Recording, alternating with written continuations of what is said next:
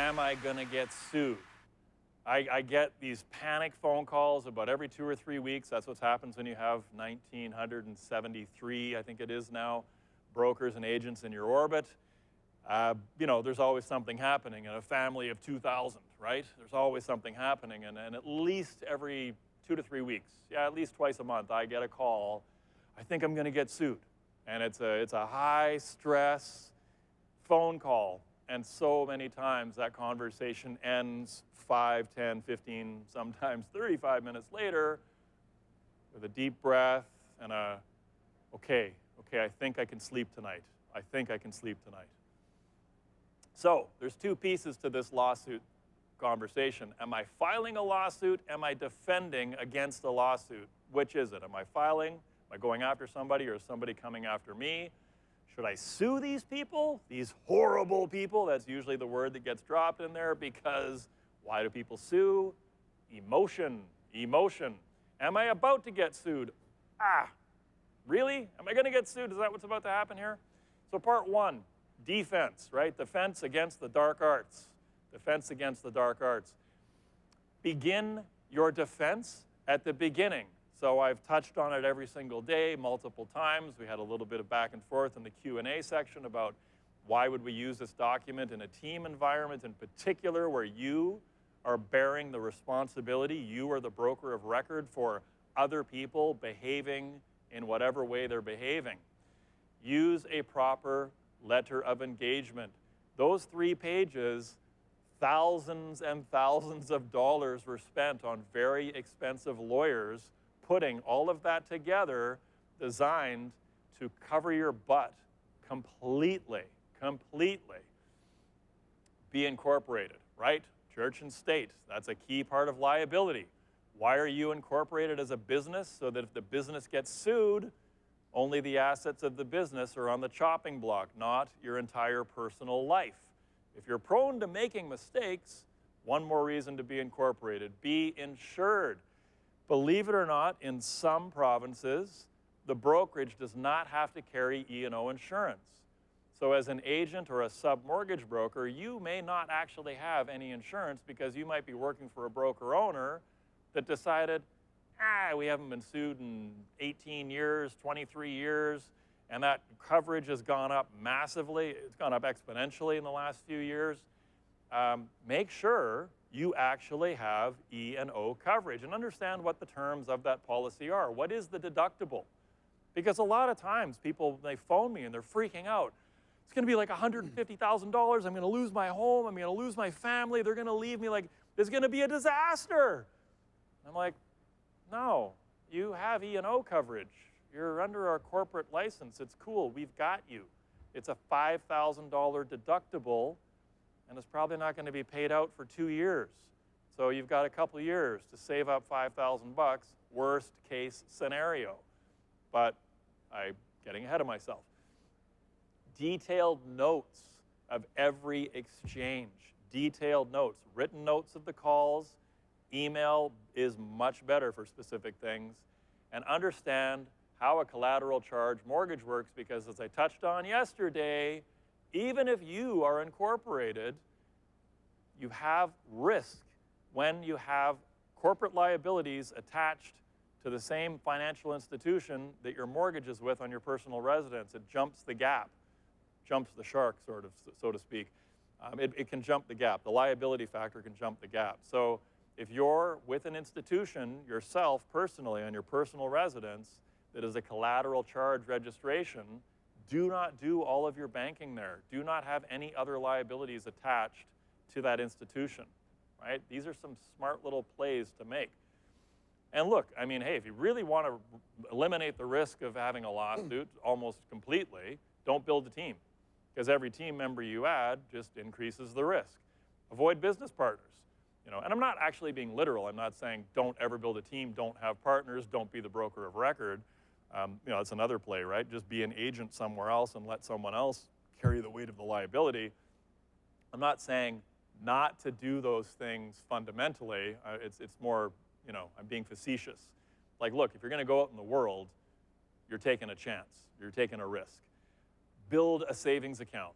right? Build a savings account in your holdco. Eliminate the risky files. Learn to say no. Learn to filter those clients out. Those are key things to do to defend yourself. But we'll go a little deeper here.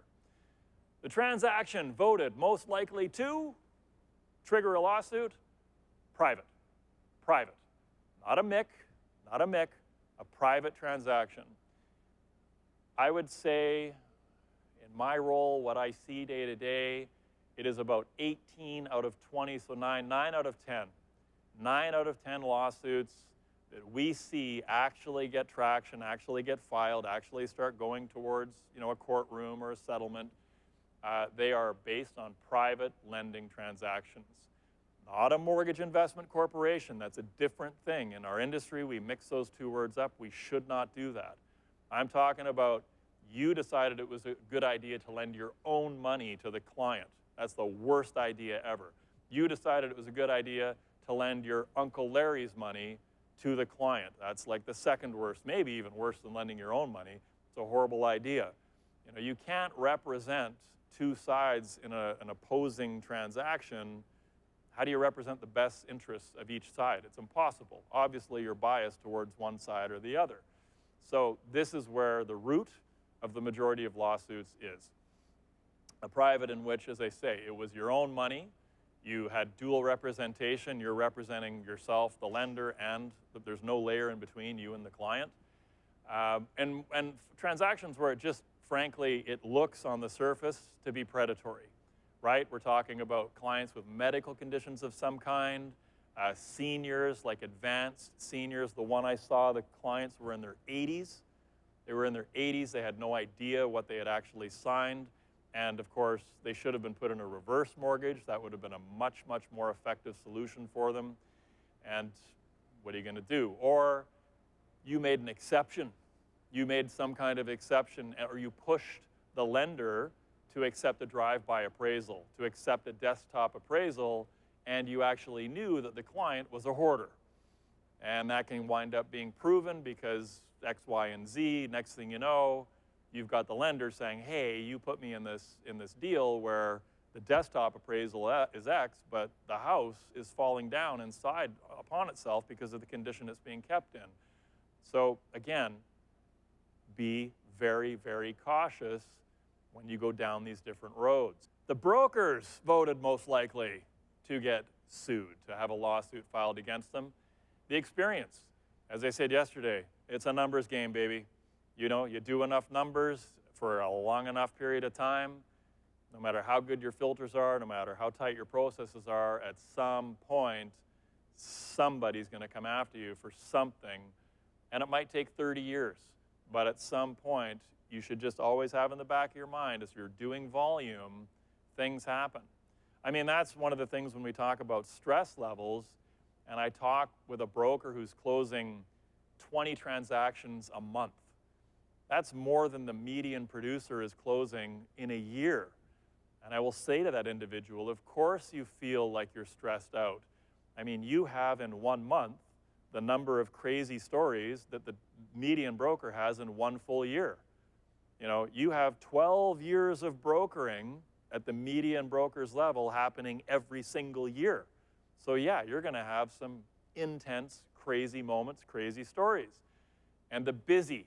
And when I say busy, I mean disorganized. The people who are, they're not dialed in. They don't have everything filed properly. They don't have everything backed up properly.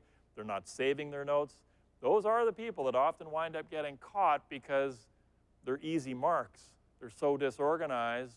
That demand letter comes in, an actual action follows, and they don't have a way to defend against it. And jerks. Jerks. Don't be a jerk. Don't be a jerk. That is the number one person most likely to get sued, is the arrogant, the jerk. So circle all the way back to slide number 3 on day 1, or yesterday as well, right? Be kind. Be kind. How long is it going to take to get a resolution? Like, how long am I going to be defending myself against this unjust lawsuit? For years and years and years. It's unbelievable how long these things are taking. I have a timeline coming up that sketches it out a little bit. And again, some key stress points in a transaction that are most likely to create the emotional energy for somebody to come after you. Conditions and subject removal. You at no time can tell a client you're good to go. At no time can you put in writing, or should you say verbally, you're 100% firm, you're approved, you're good. You can say all conditions are met. You can say that. We have met all the conditions on the mortgage commitment. But that lender still has the right to cancel that commitment right up until the minute before funding. In the UK, they've changed the law now, and when a lender issues a commitment, they can no longer cancel it. They're stuck backing that commitment no matter what happens between the time they issue the commitment and the closing date. That's maybe something that, if we're going to have our associations chasing down some change for us, if OSFI wants to make some changes, that would be the kind of positive change our industry could benefit from. Because clients' heads would explode if you actually explained to them they have absolutely no guarantee that that money is showing up at the lawyer's office on completion day until it actually shows up. At any point, anything could happen. Anything could happen. The renewal switch process, again, getting those dates just right. That's where you can have some real problems, right? Are you switching out from a lender that has a full 3-month penalty right up until the last day and has no open mortgage to renew into? Like, you've got to land on exactly that day. And in a switch, we know how hard that is to maintain control. No exit strategy, right? Actually documenting the exit strategy for that client that is going into Uncle Larry's private transaction, because Uncle Larry needs that exit strategy just as much as the client. Uncle Larry wants his money back at the end of the year. Is he actually going to get it back? Really? What's the exit strategy? You've just done a private third to 85% loan to value in a declining market. Where are you refinancing that? Nowhere. And yes, every single year, a brand new broker, and this is why the laws are changing in Ontario, this is why the regulations around private mortgages have changed for new agents in Ontario, because every year, at least one time, a mortgage agent did an 85, 90, 95% LTV private for clients, telling them they would refinance them back out to the A side next year. How are you going to do that? And I can still remember the look on one broker's face at a conference talking with them, and they were like, wait, I can't take them back to the bank to get a 95% high ratio refinance? How did you not know that? How did you not build a proper exit strategy? And Uncle Larry is going to lose his mind, because basically he's now forced into a position where he has to foreclose on these people. He has to foreclose on them to get his own money back, because he's got stuff going on in his world and he needs some money back. And that's the danger of lending an individual person's money. And it may not even be that individual person. Uncle Larry might have passed away. Now it's his estate. His estate wants to be paid back out. His estate doesn't care about what's going on in the client's lives. It was a 1-year deal. We want our money back. We're initiating a power of sale. You've got to be cognizant of these challenges. The valuation. The valuation of the property, that's probably one of the #1 things. You best be using an appraiser through one of the third-party appraisal systems. You better have no connection to that appraisal. There better not be Facebook photos of you guys hanging out on the weekend, having a good time together, because that will come back to haunt your ass. This is the valuation that was used. We don't believe this number. Here's pictures of the appraiser and the broker buddy-buddy off in the Bahamas together with my money. Calculations, right? Did you do the math correctly? That bad LTV math that I talked about on the exit strategy, that can come back and haunt you horribly. So again, why are you being sued? Why is someone even threatening the lawsuit? Why are they actually going to the distance to file the lawsuit? One reason, you've upset somebody. That's really what it boils down to. You've upset them. I mean, fundamentally, you've probably cost them money, but a lot of times people will let that go because the cost of coming after that money is often a lot more than the money itself, or it's the equivalent thereof. So all they're doing is shifting the money from wherever it is over to the law firm. But in many, many cases, they're so angry, they're so emotional, they don't care if it's going to cost them money. It's what? It's the principle of the thing, and they're coming after you. No logic to it, no math making sense, not at all. Going to actually cost them more money, more energy, more time, more emotional heartache, but they're all in, they're coming after you because you've upset them, right? And when you can tell you've upset somebody, I mean, what's the first rule of holes? When you're in the hole, stop digging. Stop digging, right? You're right. I'm sorry. How can I fix this? If you don't know how to fix it, ask someone, and maybe that someone is the client themselves or whoever's coming after you to sue your ass. You're right. I made a mistake. I'm sorry. How can I fix this? Are you being spiteful, rude, weak, a ghost, flip-floppy? If you're being any of these things, you're just putting fuel on the fire. You have to have some guts. You have to actually have the conversation. And of course, I know there's people who will be like, nope, lawyer up, stop communicating with them. There's a point where that makes sense. I think a lot of people default to that way too early, way too early. I've gotten in the middle of some of these situations, spent an hour and a half on the phone with the client and drilled it all the way down, and in the end, you know what the client wanted? You know what they wanted from the broker? 50 grand, 12 grand, $3,800? No. They wanted an apology. They wanted the broker to take responsibility and apologize. That's what they wanted, more than anything. But the broker dug in, or the broker went silent, or the broker tried to backpedal and say, no, that's not what I meant. Just own it, apologize, and make it right, and it will probably go away. Because lawsuits are a pain in the ass for everybody all the way around, right? So I don't know how to say it politely, but like, grow up. Like, grow up. Like, people who draw these lines in the sand and like, I'm never going to apologize to that person. They were wrong. What are you winning out of that? What are you winning? You're not getting anything out of that. It's craziness. And like I say, professionals eat what on a regular basis? I've had the same slide in these presentations on this topic since 2014, so I got a new one. AI generated me a new one, crow. Crow, it's what's for dinner. It's what's for dinner. You got to eat crow sometimes. It's not that bad. It's really not that bad. It is what it is. Or else this, right? A notice of claim lands on your desk. They have 2 years to file after the notice of claim. Or, pardon me, there's a demand letter. Actually, this timeline, I'll get to the next timeline. They can hit you with a demand letter. Verbal threats, then they can hit you with a demand letter. Then they have up to 2 years to actually send a notice of claim. You've got 30 days to respond to that. Then you get into the actual lawsuit, the back and forth, maybe some mediation. At some point, you wind up in a courtroom.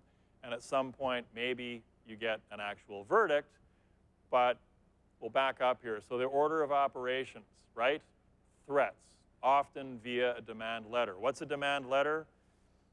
Well, the demand letter is really little more than a lawyer who is willing to get paid for an hour to write a letter saying, you're wrong, and you owe me X number of dollars. I have received demand letters over the years for as much as $50,000 that literally amounted to a $0 payout because it was completely baseless. There was no merit. It was kooky. It was a scam is basically what it was, the one in particular that I'm thinking about. So you get this demand letter, and it looks very official, and it often is, served upon you, by someone who makes you sign for it, and the whole 9 yards, and it feels scary. But a demand letter, it ain't nothing. If you got a buddy that's a lawyer, you could send out 200 demand letters on Monday if you want, and that's what some companies are based on, right? They just send out demand. First, they send out fake invoices, then they send out fake demand letters, and they just hope that you pay them to go away. And what is the timeline? As I say, the timeline is actually not that different from construction of new housing. it's about 7 years from start to finish. It's about 7 years. That's how long this can go on. Now, you can use that to your advantage, but when someone actually begins an action against you and you realize that you could be on a 7-year-long ride, like there's lots of rides that are a lot of fun to get on, but 7 years, like let me off of this thing, right? And here's the better version of the timeline, right? You've got the demand letter. Up to 2 years later, you've got the notice of claim. You've got your counterclaim. Mediation or arbitration might happen in there somewhere. All kinds of different things can ensue, delays, depending on how each side's playing the game. And it can easily be 7 years before about 2%. 2% of these situations land in a courtroom, and you have no idea which way that verdict is going to go. There's no such thing as a slam dunk at all. Time is money. Time is money, right? The single most difficult question you have to ask yourself is, what are you actually prepared to pay to make this go away? You know, you've done everything you could do to defend yourself. It doesn't matter. It's happening. The demand letter came and went. The clock struck 2 years, and you've had a claim filed against you, and it's moving forward. What are you prepared to make this go away? You need to start doing some math. You need to start doing some visualization on the impact this is going to have on your own life, because you've already lost. From the moment you're served, you've lost. You've lost time, you've lost money, you've potentially lost face. What are you going to do with this, right? So set aside emotion, set aside principle, and most importantly, set aside the long shot fantasy that you're going to win. I mean, you might win, but there is no guarantee, and that win could come 7 years from now. That win could come $10, $20, $30, $40, $50, $60,000 in legal fees from now. And what are you fighting over again here? They're suing you for $4,500, and you're going to spend the next 3 years of your life and $15,000 defending yourself against $4,500. Negotiate, negotiate, negotiate, right? Winning is always a long shot. Always a long shot. The winning is in the negotiation, and you need to engage respectfully. And if you are incapable of engaging respectfully, if you're just too much of a maniac, you know, with a short fuse over this issue because it's so emotional to you, then engage someone who can get to a number for you. Engage a lawyer, engage a mediator, engage someone who can speak on your behalf calmly, rationally, and negotiate things out for you. Because again, time is money, right? Consider the easy fix when it's under X dollars. Only you can solve for X, right? I've got my number. I know what my number is. And it ain't $1,000 and it ain't $10,000. It's a lot bigger number. I know that if I step in it and I do the wrong thing to the wrong person, and I'm, you know, facing something like this, I will write the check. You've heard me say it for years. Write the check. And I've written some pretty big checks over the years. And if you write them fast enough, they really do become a marketing opportunity. You can wind up with a lasting referral relationship from somebody who, in a different version of the future, might have been suing your ass. But if you can get ahead of it and write the check and make it right, you know, only you know what that number is for yourself, but you should have an idea of what that number is. And as I say, just like really write the check, write the check, write the check.